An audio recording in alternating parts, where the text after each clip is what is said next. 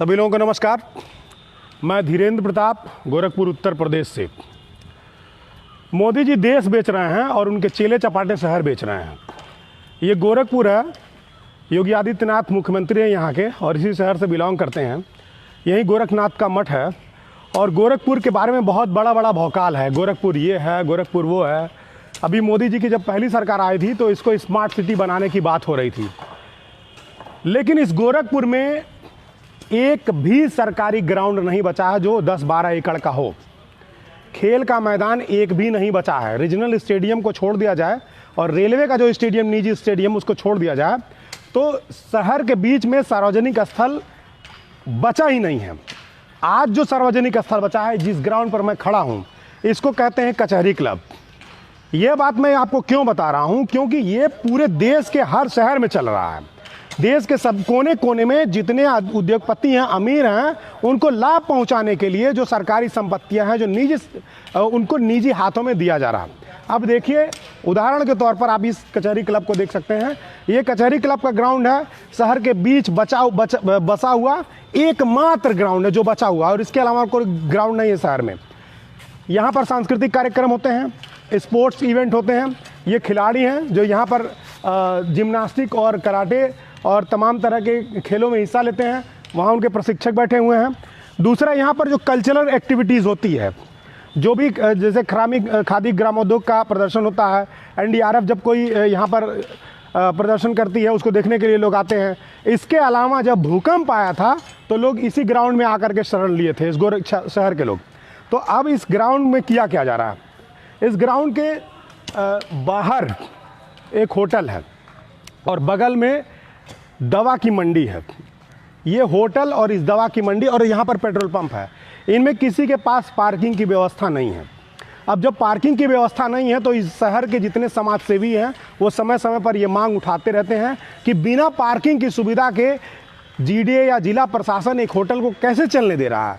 बिना पार्किंग की व्यवस्था के दवाई की एक पूरी मंडी कैसे चल रही है। शहर में जाम एक बहुत बड़ी समस्या है और जाम की समस्या से निजात दिलाने के लिए जब सरकार कोई जिला प्रशासन कोई पहल करता है तो हमारे सामाजिक कार्यकर्ता मांग उठाते हैं कि जितने बिना पार्किंग के कमर्शियल कॉम्प्लेक्स चल रहे हैं उसको बंद किया जा रहा है। लेकिन उसके बजाय जिला प्रशासन क्या कर रहा है, इस ग्राउंड में सार्वजनिक पार्किंग बना रहा है। सोचिए, खेल कूद के लिए, आपात स्थिति के लिए, सांस्कृतिक कार्यक्रमों के लिए शहर के बीच बचे हुए एकमात्र ग्राउंड में आज पार्किंग बनाया, निजी पार्किंग बनाया जा रहा है। और इस पार्किंग के लिए देखिए, पहले कहा गया था कि हम थोड़ा सा ज़मीन लेंगे। आइए मैं आपको दिखाता हूँ। कहा गया था थोड़ा सा ज़मीन लूँगा, यहाँ तक ये मार्किंग की गई थी। ये मार्किंग यहाँ पर देखिए, मैं आपको दिखाता हूँ। यहाँ पर गिट्टी और बालू भरा गया था, लेकिन अब इसको आगे बढ़ा करके यहाँ कर दिया गया। ये लाइन लगा दी गई है। आने वाले समय में निश्चित तौर पर ये पूरा ग्राउंड कवर कर लिया जाएगा। तो ये केवल गोरखपुर की बात नहीं है, ये पूरे देश में हो रहा है। जहाँ कहीं भी इस तरह की कोई व्यवस्था है, जहाँ सरकारी ज़मीन है, उसको निजी हाथों में सौंपने के लिए पूरा प्रशासन लगा हुआ है। और निजी हाथ मतलब बड़े उद्योगपति या अमीर लोग या बड़े बिजनेसमैन। अब चूँकि ये मामला गोरखपुर से जुड़ा हुआ है और पूरे देश के लोग हमारे पेज से जुड़े हुए हैं, तो उनको लग सकता है कि भाई ये हमसे जुड़ा मामला नहीं है। लेकिन आज जब आप इसको नज़दीक से जानेंगे तो ये मॉडल पूरे देश में लागू किया गया है कि जो भी सरकारी संपत्ति हो उसको निजी हाथों में कैसे सौंपा जाए। लॉकडाउन का बहाना है, लॉकडाउन में धरना प्रदर्शन करने की अनुमति नहीं है, इस नाते कोई अपने घर से निकल करके धरना प्रदर्शन नहीं कर सकता है, या राजनीतिक पार्टियों को धरना प्रदर्शन करने की अनुमति नहीं दी जा सकती है। सोशल डिस्टेंसिंग, फिजिकल डिस्टेंसिंग का बहाना बना करके ऐसा किया जा रहा है। लेकिन इसके पीछे हो क्या रहा है, इसके पीछे हमारे एयरपोर्ट बेचे जा रहे हैं। आपको पता होगा कि हमारे 6 एयरपोर्ट बिक गए। रेल निजीकरण, निजी हाथों में जा रही है। अभी कोरोना महामारी का बहाना लेकर के आप जब आंकड़े जारी होंगे तो आप देखेंगे कि देश का क्या बंटाधार किया गया है और देश की कितनी संपत्ति कितने निजी लोगों के हाथों में दे दी गई है। तो अब मैं आपको दिखाने जा रहा हूँ, ये मार्किंग लगा है डंडा लगा करके। अब मैं आपको दिखाने जा रहा हूँ कि किन व्यवसायियों के लिए इस पूरे ग्राउंड को मारा जा रहा है, ख़त्म किया जा रहा है।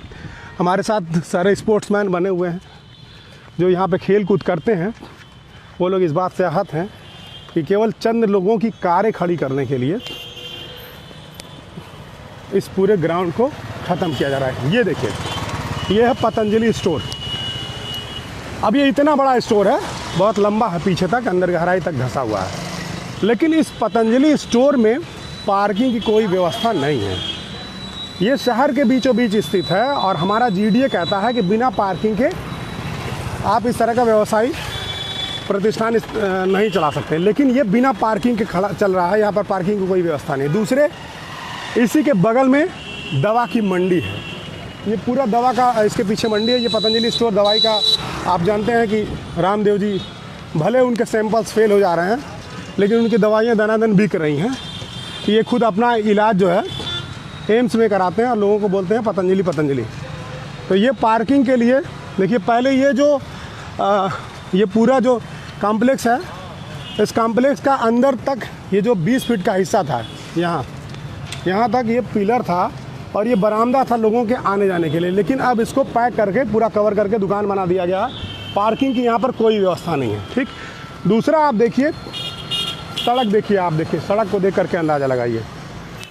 ये सड़क देखिए यहाँ कितना चौड़ा है। ठीक, करीब 70-80 फीट चौड़ाई है सड़क की, लेकिन ठीक यहाँ से देखिए, ये यहाँ सड़क 30 फीट कर दी गई, पतली कर दी गई। क्यों? क्योंकि यहाँ पर सामने शिवाय होटल है। अब होटल तो किसी गरीब का होगा नहीं, वो ये होटल जो है, इसमें होटल में पार्किंग नहीं है और होटल का जो पोर्च है देखिए, वो सीधे सीधे सड़क के अंदर घुसा हुआ है। सड़क के अंदर घुसा करके पोर्च बनाया गया और ये देखिए गाड़ियाँ खड़ी हैं यहाँ पर।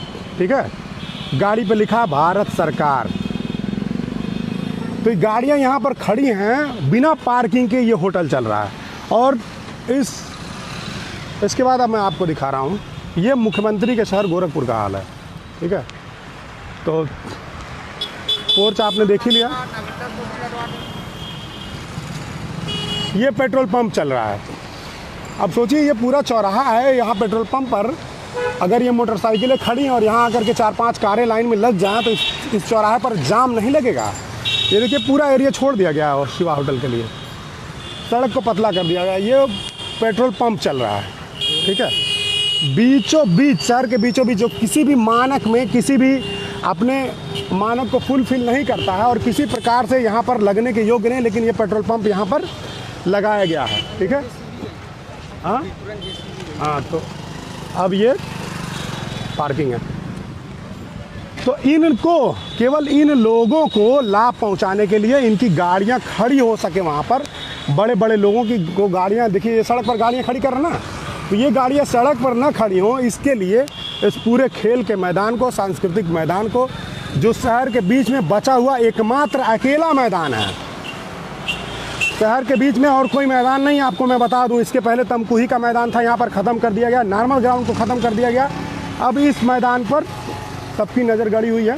ये क्यों बता रहे हैं हम आपको, पूरे देश को इसलिए दिखा रहे हैं कि ये मॉडल मुख्यमंत्री के शहर में इस्तेमाल किया जा रहा है, देश के अन्य ज़िलों में पता नहीं क्या स्थिति होगी। ठीक है, तो ये कचहरी क्लब आप देख रहे हैं। ठीक, अब इसको थोड़ा सा एक अगर आप बोर्ड देखेंगे तो इसके बारे में पता चल जाएगा कि इसका उद्देश्य क्या था। यहाँ पे देखिए बोर्ड लगा हुआ है, शिलान्यास का बोर्ड लगा हुआ है, जिसमें लिखा है the physical culture cooperative society limited कचहरी क्लब, गोरखपुर के परिसर में मुख्य गेट एवं बाउंड्री वाल के निर्माण कार्य का शिलान्यास श्री रवि कुमार NG IAS। ठीक है, ये मतलब पहली लाइन पढ़िए, द फिजिकल कल्चर कोऑपरेटिव। ये फिजिकल और कल्चर का मतलब क्या है? फिजिकल का मतलब जो खेल कूद की एक्टिविटीज़ हैं, और कल्चरल का मतलब जो सांस्कृतिक कार्यक्रम यहाँ पर होते हैं। तो ये दोनों जो सांस्कृतिक कार्यक्रम और खेल कूद के लिए जो ग्राउंड है, अब उसका गला घोट करके उसको ख़त्म कर दिया जा रहा है। और ये मुख्यमंत्री जी के शहर में हो रहा है, हमारे गोरखपुर में हो रहा है। Modi ji Indian oil corporation बेच रहे हैं, ONGC बेच रहे हैं, एयरपोर्ट बेच रहे हैं और रेल बेच रहे हैं, और हमारे योगी जी जो हमारे शहर की संपत्तियां हैं वो बेच रहे हैं। हालांकि इसको बेचा नहीं जा रहा है, लेकिन इसका व्यावसायिकरण किया जा रहा है। यहाँ पर पार्किंग बना दिया जाएगा, तो भाई यहाँ पे क्या एक्टिविटी हो पाएगी? ग्राउंड का जब गला घोट दिया जाएगा तो यहाँ पर बहुत सारी एक्टिविटीज़ नहीं हो पाएगी, और चंद लोगों की पार्किंग, जैसे हज़ारों लोग जब इसका इस्तेमाल करके यहाँ खेल कूद करते हैं, यहाँ ऐसा नहीं है। देखिए वहाँ किनारे ये कुश्ती का मैदान है, कुश्ती का हाल है। ठीक है, और कुश्ती के हाल के बाद ये देखिए यहाँ जिम्नास्टिक होता है, यहाँ जिम्नास्टिक होता है और यहाँ कराटे होता है। ये जो जगह है, यहाँ से कम 400 से 500 राष्ट्रीय अंतर्राष्ट्रीय मेडल यहाँ से निकले होंगे, खिलाड़ी निकलते हैं यहाँ से। लेकिन जब इसको केवल चंद लोगों की कारें खड़ी करने के लिए जब इसका इस्तेमाल होगा तो उन खिलाड़ियों के लिए कोई जगह नहीं बचेगा, कोई व्यवस्था नहीं बचेगी। और जब कभी भूकंप आएगा इस तरह की कोई प्राकृतिक आपदा आएगी, उस समय हमारी जो NDRF की टीम है वह कहाँ खड़ी होगी? सड़क पर खड़ी होगी। लोग शेल्टर के लिए मैदान खोजते हैं तो मैदान उनको कहाँ मिलेगा? तो मैं आपसे अपील करना चाहता हूँ कि आप लोग इस वीडियो को देखें और समझें।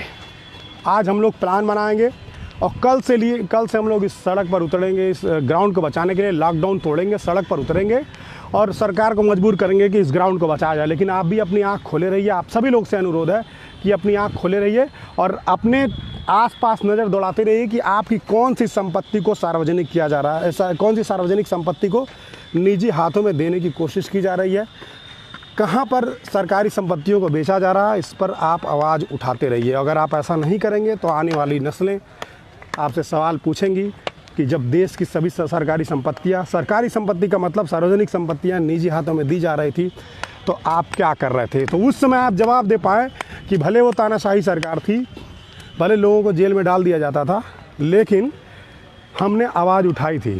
तो आपको आवाज़ उठाना पड़ेगा।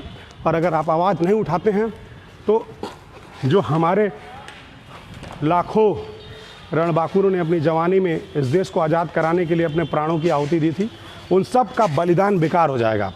अगर हम इस देश को नहीं बचा पाएँ, संविधान को नहीं बचा पाएँ, सरकारी संपत्तियों को नहीं बचा पाएँ, तो उन सब की शहीद आजम भगत सिंह हों, राजगुरु हों, सुखदेव हों, ये जितने भी हमारे बलिदानी थे, इन सब का जो कुर्बानी है वो बेकार हो जाएगा। इस नाते देश को बचाने का समय, अपने आसपास नज़र दौड़ाते रहिए। और गोरखपुर के जितने लोग इस वीडियो को देख रहे हैं वो ये जान लें कि आज हम लोग रणनीति बना करके इसका ऐलान कर देंगे और कल से हम लोग इस पर आंदोलन शुरू करेंगे और किसी भी हाल में हम लोग इस ग्राउंड को, शहर के बीच बचे एकमात्र ग्राउंड को हम बचाएंगे। आप सभी इतने देर तक बने रहें। आप सभी लोगों को धन्यवाद।